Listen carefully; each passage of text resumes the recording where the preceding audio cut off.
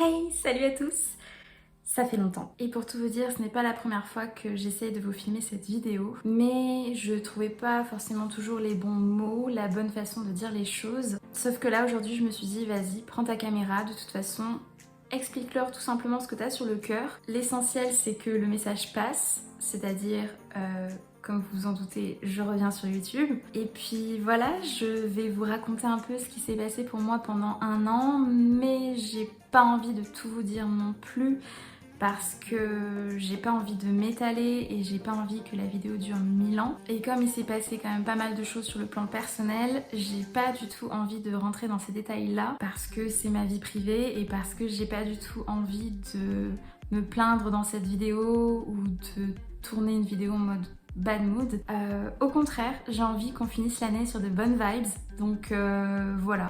Alors je vais être honnête avec vous, je ne sais absolument pas combien de temps va durer cette vidéo, donc je vous conseille de faire comme moi et de prendre un petit thé ou un petit café, de vous poser tranquille, chill, et puis voilà, on va papoter tout simplement, enfin surtout moi. Donc dans cette vidéo, je vais vous annoncer 2-3 petites choses, vous vous en doutez, et puis je vais vous expliquer rapidement ce qui s'est passé pour moi en termes de travail notamment. Et voilà, si ça vous intéresse, installez-vous confortablement et on démarre.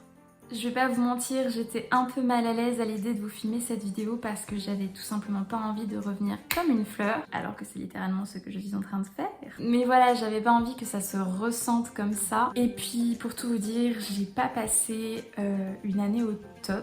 Vous avez juste besoin de savoir que j'ai passé une année lourde en termes de travail et assez chargée émotionnellement également. Ce qui a fait que j'étais tout simplement pas prête à réellement revenir sur YouTube. C'est-à-dire qu'en fait, j'ai filmé pendant un an, c'est ça le pire, parce que j'adore filmer, j'adore monter, etc.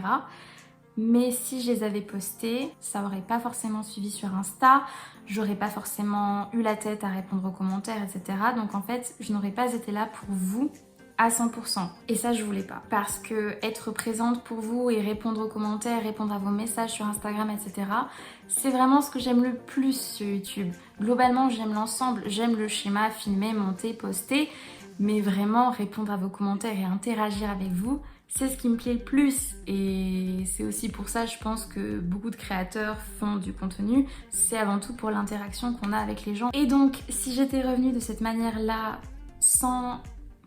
en étant là mais sans vraiment être là, ben pour moi ça n'avait juste plus de sens et je voulais pas revenir comme ça. Je ne voulais pas montrer que j'étais pas bien non plus, donc voilà. Là, paradoxalement, même si ça va toujours pas, enfin il y a des choses qui sont en train de se régler, etc. Mais globalement au niveau du moral, je sens que je suis pas encore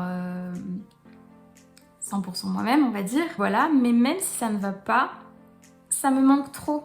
En fait, ça me manque trop et c'est pour ça que je voulais trouver un moyen de revenir correctement et je pense sincèrement que ça va me faire beaucoup de bien de revenir. Bref, sinon vous, ça va? Dites-moi ce que vous devenez parce que je sais qu'il y en a plein qui me suivent depuis très longtemps, depuis le lycée. Et en fait, j'aimerais bien savoir ce que vous devenez, si vous avez fait les mêmes études que moi, si vous êtes devenu prof. Pour les autres qui ont fait d'autres études, dites-moi ce que vous avez fait, si maintenant vous travaillez.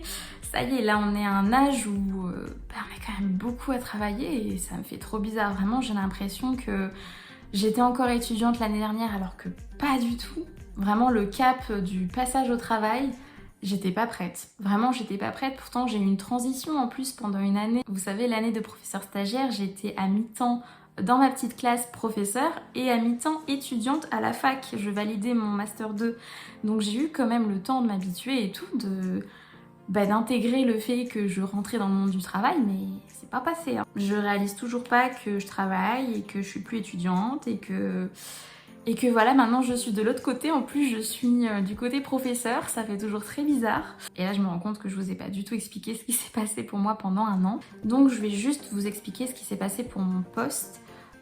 Parce que c'est vrai que je vous ai pas du tout tenu au courant. Je vous ai dit l'année dernière que j'avais été prise à un poste à profil d'enseignante en UP2A. Les postes à profil, ce sont des postes pour lesquels ce n'est pas l'ordinateur qui décide, donc les points n'entrent pas en jeu, et ça c'est cool. Et surtout, il faut envoyer un CV, une lettre de motivation et on a un entretien devant un comité parce que ce sont des postes à exigences particulières. Voilà, il faut certaines compétences et donc ils veulent pas que ce soit juste l'ordinateur qui place le candidat, ils veulent vraiment avoir la main dessus. Donc dans ces postes proposés, j'ai vu un poste d'enseignante UP2A niveau lycée. Donc enseignant UP2A, ça veut dire enseigner le français à des élèves allophones, des élèves qui viennent d'arriver en France et qui ne parlent pas un mot de français. Donc c'est quand même un poste très particulier. Et en plus, à des lycéens. Alors, l'UP2A, ça m'a toujours attirée, mais je pensais pas forcément démarrer par ça, vous voyez.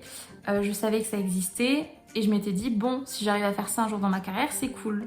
Sauf que quand j'ai vu ce poste, je me suis dit, en fait, peut-être que ça se représentera pas de sitôt, parce que des postes comme ça, je crois qu'il y en a pas beaucoup dans le département où je suis, et donc j'avais pas forcément envie de laisser passer ma chance. Donc je me suis dit, j'ai pas encore le diplôme requis pour ce poste, puisqu'il fallait un diplôme particulier, mais je me suis dit sur un malentendu, sachant que beaucoup de professeurs ont déjà eu quelque chose au premier mouvement, que ceux qui attendent le deuxième mouvement vont peut-être pas tous vouloir se diriger vers un poste comme celui-ci. Sur un malentendu, il y a peut-être personne qui a ce diplôme. Donc autant postuler. Et on y va comme ça, au talent. Donc durant l'entretien, j'ai quand même fait valoir 2-3 petits trucs parce que j'avais été quand même professeur stagiaire en maternelle, donc en termes de phonologie, de premier apprentissage de la lecture et tout, en termes d'approche, j'étais plutôt pas mal. J'avais quand même certaines compétences qui pouvaient être cool pour un professeur UP2A. Donc j'ai postulé à ce poste à profil et j'ai été prise.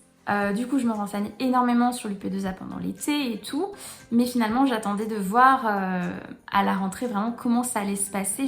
J'imaginais pas du tout en fait. J'arrivais pas à visualiser comment ça allait se passer, si vous voulez. Même en termes d'organisation, quand je vous avais montré mes fournitures et tout, vous voyez bien que je savais pas en fait vraiment comment j'allais m'organiser. Et en fait, je me suis vraiment prise au jeu et j'ai eu un coup de cœur pour mes élèves, un coup de cœur pour l'enseignement du français langue seconde. Vraiment, j'ai adoré. J'ai adoré mon poste. Déjà en termes d'organisation, j'ai progressé très très vite honnêtement et j'ai vite capté ce qu'il fallait que je fasse avec ces élèves. Je me suis beaucoup renseignée, j'ai beaucoup lu, etc. parce qu'en fait, on n'a rien, on n'a pas de programme, on n'a rien. Il faut vraiment chercher par nous-mêmes et après voir, tester ce qui marche avec nos élèves ou non. Et pour le coup, j'ai eu de la chance parce que j'ai eu plein d'idées qui ont fonctionné avec mes élèves et qui les ont fait énormément progresser, donc trop contente. Et en fait, à partir du moment où j'ai eu ce coup de cœur là pour mon poste, j'ai tout fait pour le garder. Parce que comme je n'avais pas le diplôme en plus requis pour garder ce poste à titre définitif, j'ai été mise dessus à titre provisoire. Donc j'ai pas perdu de temps et dès septembre, je me suis renseignée pour passer ce fameux diplôme en plus. Donc en fait, c'était une certification complémentaire qu'il fallait que je passe. Il y avait un écrit à rendre en octobre, je crois, et ensuite un oral à passer à Bordeaux, soit en janvier, soit en février. Moi, je crois que c'était début février, quelque chose comme ça. Donc j'ai fait tout ça, j'ai énormément bossé parce que c'est quand même un diplôme en plus qu'il faut obtenir, donc il faut beaucoup travailler. Ça en plus de la préparation pour mes cours avec mes élèves. Donc c'était beaucoup de boulot, mais le travail a payé. Puisque quelques semaines après mon oral à Bordeaux, j'ai appris que j'avais réussi cette certification complémentaire avec une note de 20 sur 20. Voilà, ici vous le savez, on fait pas les choses à moitié, tout simplement. Donc blague à part, j'étais trop contente en fait, vraiment j'en revenais pas, puis un commentaire hyper élogieux et tout. J'avais senti en fait que l'oral s'était extrêmement bien passé. Je savais que mon écrit tenait la route aussi, mais 20 sur 20, wow quoi, j'étais refaite. Suite à ça, j'ai dû recandidater pour mon propre poste, puisque je vous rappelle que j'étais qu'à titre provisoire, donc j'ai dû repostuler avec CV, lettre de motivation, etc. et repasser un entretien pour garder mon poste à titre définitif. Et en plus, j'étais pas toute seule, il y avait 5 autres candidats qui voulaient mon poste, mais c'est moi qui ai été prise. Et donc j'ai gardé mon poste à titre définitif. Et là franchement tout s'était passé comme je voulais, donc j'étais trop contente. Donc voilà pour mon poste. Et là je me rends compte que les minutes tournent et j'ai vraiment pas envie que cette vidéo dure 1 heure. En fait j'ai juste envie que vous reteniez que je reviens sur YouTube, plus motivée que jamais parce que ça m'a vraiment manqué et que je sais que ça va me faire du bien d'interagir de nouveau avec vous, de replonger dans YouTube. Vous n'avez pas idée du bien que vous me faites avec vos commentaires, avec vos messages sur Instagram. Même si voilà, vous me voyez plus du tout sur YouTube, je vois que vous êtes quand même toujours présents et j'ai vraiment envie de renforcer ce lien-là. On va continuer les anciens concepts, tous les types de vidéos que vous avez vus sur ma chaîne, on va les continuer. Mais j'ai aussi envie de vous emmener un peu plus dans mon quotidien, donc je vais vous filmer pas mal de vlogs. Et je voulais vous dire aussi que je n'ai pas du tout envie que vous inquiétez pour moi.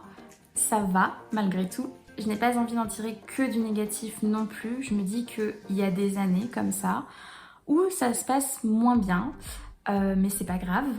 Si ça s'est passé comme ça, c'est qu'il y avait des raisons. Moi, je prends vraiment ça comme un tournant dans ma vie en fait, et je visualise vraiment 2024 comme une année presque de renouveau. Et j'ai vraiment envie de démarrer cette nouvelle année avec des ondes positives. Et voilà, et en me reconcentrant sur ce qui compte vraiment pour moi. Et du coup, comme j'ai vraiment envie qu'on finisse l'année sur de bonnes vibes, pour fêter ça, je me suis créé un compte TikTok. Absolument aucune transition, mais c'est pas grave, vous allez faire style. Parce que j'ai eu des idées de vidéos sous des formats plus courts. Voilà, des formats qui sont pas forcément adaptés à YouTube, et du coup je me suis dit que ça serait sympa de faire ça sur TikTok parce que honnêtement je connais pas du tout, je débarque vraiment dans le game, je regarde pas trop de TikTok ni quoi que ce soit. Mais en voyant les réels sur Instagram et tout, je me suis dit que c'était vraiment adapté pour certains concepts de vidéos justement et que ça pouvait être cool parce que comme ça nécessitait moins de montage aussi, du coup je pouvais peut-être poster encore plus de vidéos. J'ai déjà posté 2 TikTok et je vous mets bien sûr tout ça dans la barre d'infos. C'est Maîtresse Mathilda, comme sur Instagram, j'ai voulu faire simple. D'ailleurs, si vous ne me suivez pas sur Insta, j'ai 2 comptes. Le premier, c'est Maîtresse Mathilda, où je poste un peu plus mon actualité YouTube. Et l'autre compte, c'est Mathilda Gray, donc mon compte perso, où là, vous pouvez beaucoup plus me suivre au quotidien, si je pars en voyage, tout ça. Si vous voulez me suivre vraiment tous les jours, tout simplement, c'est plutôt sur ce compte qu'il faut me suivre. Donc voilà, moralité, suivez les deux. Vous embêtez pas à choisir. Et puis voilà, je crois que j'ai fait le tour, j'ai dit tout ce que j'avais à vous dire. J'espère que vous de votre côté ça va et que cette vidéo vous aura fait plaisir. Voilà, je vous souhaite de joyeuses fêtes de fin d'année, je vous fais plein de bisous et je vous dis à bientôt pour une prochaine vidéo.